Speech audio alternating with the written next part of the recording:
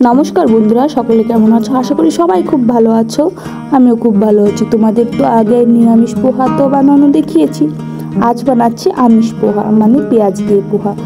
তো প্রথমে কিছু বাদাম নিয়েছি, সেগুলোকে ভেজে নেবো। আর এইদিকে দেখতে পাচ্ছ টমেটো কুচি, পেঁয়াজ কুচি, কাঁচা লঙ্কা কুচি আর ছোট ছোট করে টুকরো করে রাখা আলু নিয়েছি। বাদামটা ভাজা হয়ে গেলে আলুটা একটু নুন আর হলুদ দিয়ে ভালো করে ভেজে নেব, যতক্ষণ না ভালো করে এটা সিদ্ধ হয়ে যাচ্ছে। 99% কুক চাই। তারপরে এইদিকে আমি জিরেটাকে ভালো করে ধুয়ে নিয়েছি, ধুয়ে জল ঝরিয়ে নিয়েছি। এখন এক সাইডে আমি সামান্য পেঁয়াজ কুচি আর টমেটো কুচি দিয়ে পেঁয়াজটাকে একটু ভালো করে ভেজে নেব। আর লঙ্কা কুচিটাও দিয়ে দিয়েছি। আর এক সাইডে 1 চিমটি মতো হিং দিয়ে দিচ্ছি। হিং দিলে খুব সুন্দর একটা ফ্লেভার আসে। আর দিয়ে দিলাম চিনি। পেঁয়াজটা ভাজা হয়ে গেলে সবগুলো এখন একসঙ্গে মিশিয়ে নেব। 1 চামচ হলুদ দিয়ে দিলাম ভেজে রাখা বাদামগুলো।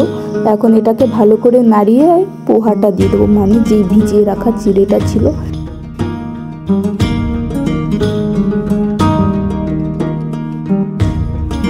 এই পর্যায়ে এসে খানিকটা লবণ দিয়ে দিলাম। লবণ দিয়ে ভালো করে নেড়ে নিয়ে তুলে নিলেই আমাদের রেডি পোহা।